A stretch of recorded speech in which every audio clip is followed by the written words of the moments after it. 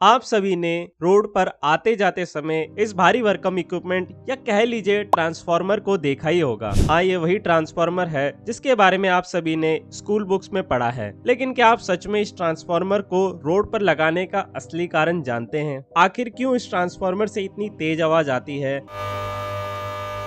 और भी काफी प्रश्न मन में आते होंगे, तो बने रहिए इस वीडियो में, क्योंकि मैं सबसे आसान भाषा में इस ट्रांसफार्मर से जुड़े सारे प्रश्नों का जवाब देने वाला हूं। शुरू करते हैं वीडियो को।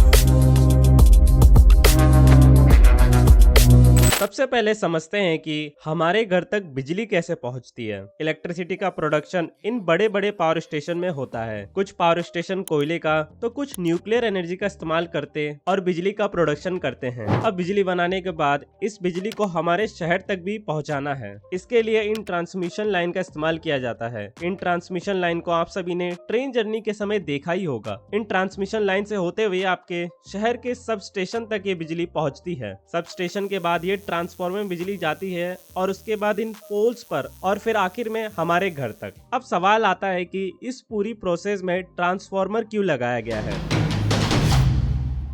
दरअसल ये पावर प्लांट 12,000 वोल्ट्स तक की बिजली प्रोड्यूस करते हैं और हमारे घर में सिर्फ 220 से लेकर 240 वोल्ट तक की बिजली की जरूरत पड़ती है। वोल्टेज को आप इस तरह समझ सकते हैं कि ये वायर में दौड़ रहे करंट की स्पीड है। ज्यादा वोल्ट यानी ज्यादा करंट की स्पीड और कम वोल्ट यानी कम करंट की स्पीड। लेकिन ये पावर स्टेशन बहुत ज्यादा वोल्टेज की बिजली बनाते हैं और हमारे घर में जो बिजली की आवश्यकता पड़ती वो कम वोल्टेज की होती है।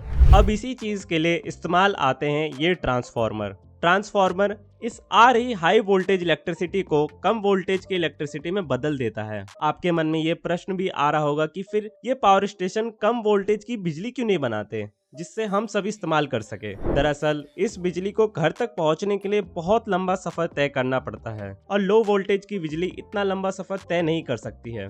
इसके लिए हमें 4 लाख वोल्टेज तक की जरूरत पड़ जाती है।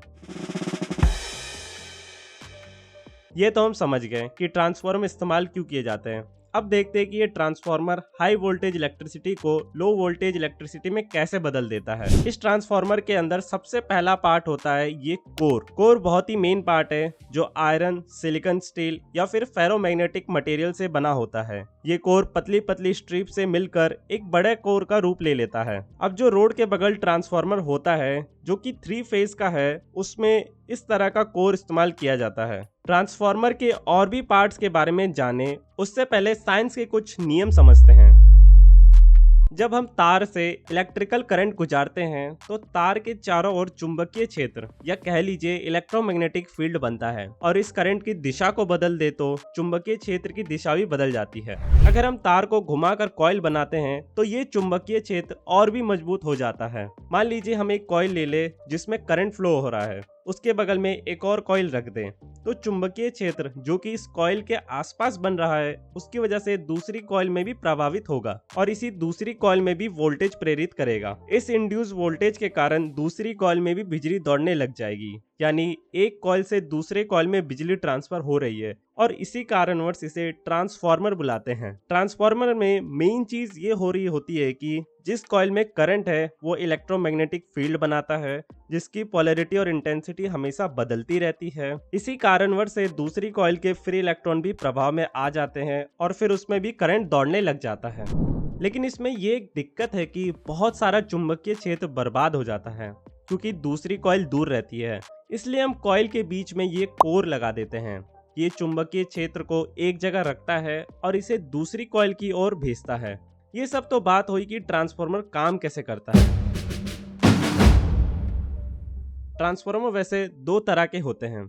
अगर दूसरी कॉइल में कॉपर का घुमाव बहुत ज्यादा है पहली कॉइल के मुकाबले तो उस वजह से दूसरी कॉइल में वोल्टेज ज्यादा मिलता है और इसीलिए इसे स्टेप अप ट्रांसफार्मर बुलाते हैं। उसी तरह अगर दूसरी कॉइल में कॉपर वायर का घुमाव पहली कॉइल के मुकाबले कम है तो उस वजह से दूसरी कॉइल में कम वोल्टेज मिलता है और इसे फिर स्टेप डाउन ट्रांसफार्मर बुलाते हैं। रोड के बगल में लगे ट्रांसफार्मर स्टेप डाउन ट्रांसफार्मर ही होते हैं और इसी वजह से ये ट्रांसफार्मर वोल्टेज को काफी कम कर देते हैं। इन ट्रांसफार्मर के अंदर कोर के ऊपर कॉपर कॉइल होती है जिससे प्राइमरी कॉइल बुलाते हैं। उसमें सब स्टेशन से आ रही हाई वोल्टेज बिजली होती है और इसी प्राइमरी कॉइल के आसपास चुंबकीय क्षेत्र भी बनते रहता है। क्या हो अगर हम एक और कॉइल इसके आसपास रख दें? तो जैसा कि मैंने बताया कि चुंबकीय क्षेत्र की वजह से दूसरी कॉइल में भी बिजली आएगी। हालांकि दूसरी कॉइल में कॉपर वायर का घुमाव पहली कॉइल के मुकाबले कम है, तो फिर इसमें कम वोल्टेज की बिजली ही दौड़ेगी और आखिर में यही लो वोल्टेज की बिजली हमारे घर तक पहुंचती है।